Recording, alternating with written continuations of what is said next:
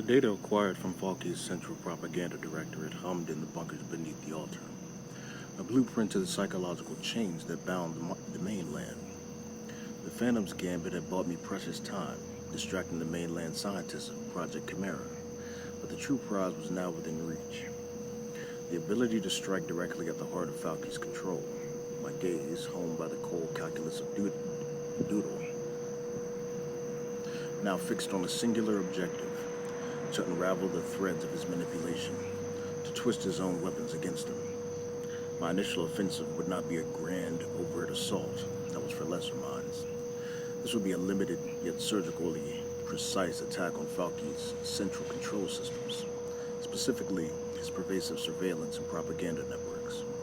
My goal was to inflict psychological damage, to sow doubt and fear within the regime itself, mirroring the insidious effects of his own subliminal tones on the populace. I would demonstrate irrevocably that his absolute control was an illusion, a fragile construct I could shatter at will. From the quiet sanctity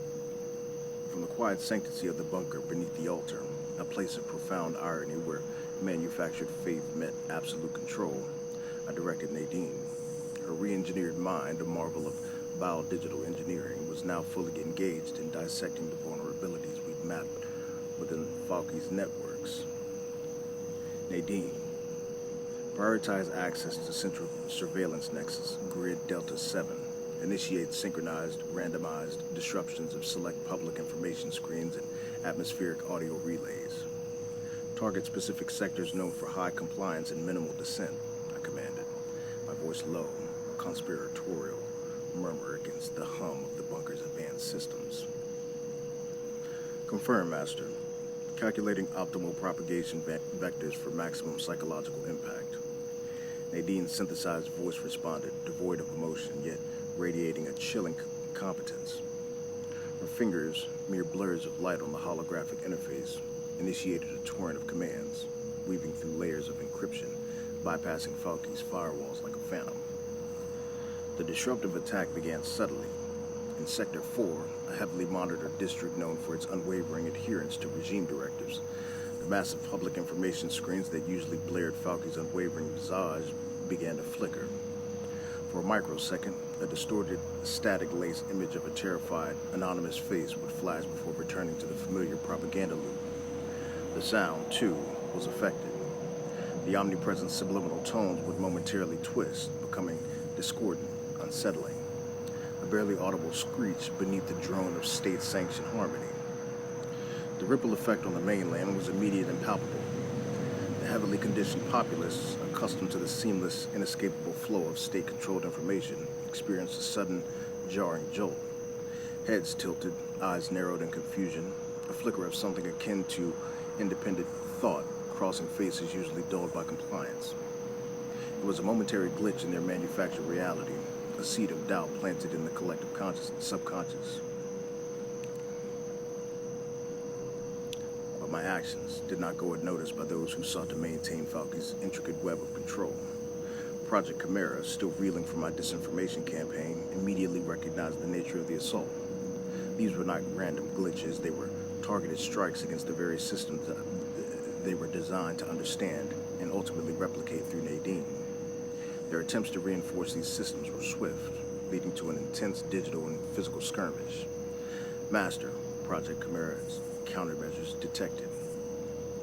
Deploying real-time patch sequences to affected nodes. Indications suggest direct human intervention at Central Surveillance Nexus. They are attempting to isolate and nullify the disruption, Nadine reported, her display showing a frantic flurry of digital activity, like microscopic organisms battling within the global network. Engage digital counteroffensive, flood their patch sequences with false data streams, overwhelm their analytical capabilities, and prepare physical teams for deployment. My eyes narrowed.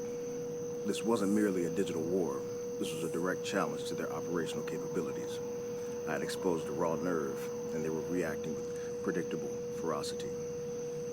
The psychological impact on Falky's regime would be profound. The control was founded on an illusion of infallibility. I was systematically dismantling that illusion. My physical teams, deployed from hidden access points within the underground abandoned rail systems, moved with chilling efficiency. The targets were not Falke's loyalists, but specific technical hubs and relay stations that Project Chimera operatives were attempting to physically secure.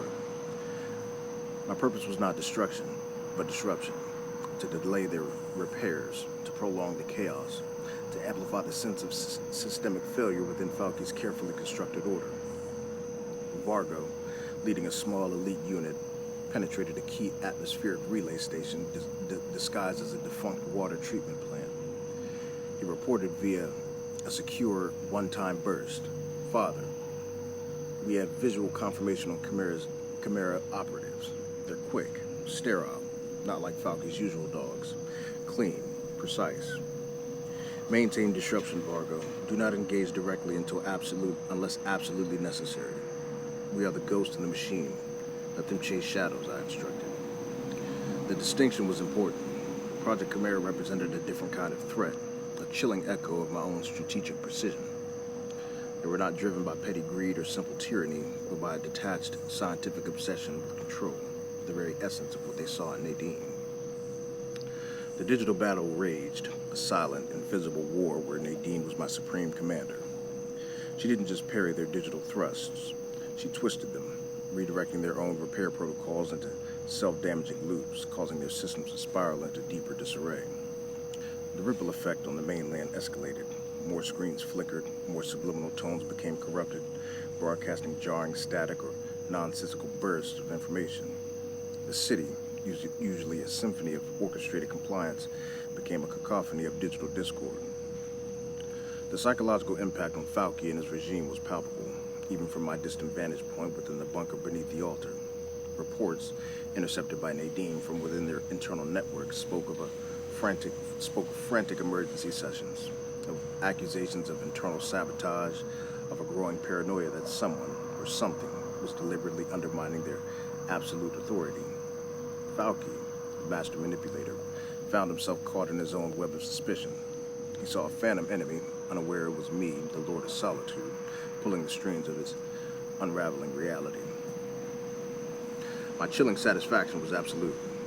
I watched the projected data streams, the escalating chaos on the mainland, the frantic efforts of Project Chimera to plug the leaks, and I felt nothing but the cold, pure exhilaration of strategic triumph. This was more than just a disruption. It was a psychological assault. I was eroding their confidence, forcing them to question the very foundations of their power. The underground, abandoned rail systems serving as my unseen conduits allowed my physical assets to strike and retreat with impunity, further feeding the regime's paranoia. The Serpent's coil was tightening around Falke's throat. The disruptive attack had been successful, creating a tangible vulnerability in his supposed invincibility. Project Chimera, though formidable, had been forced to react defensively, expending resources and attention on systems they were struggling to comprehend. This intense digital and physical skirmish had confirmed their desperation to maintain control, and their relentless pursuit of Nadine was now inexorably linked to the stability of Falke's regime itself. The stakes were higher than ever, and I, the architect of their unraveling, was only just beginning to truly exert my power. The game had truly escalated, and I, the solitary lord, was prepared to play it to its brutal, inevitable conclusion.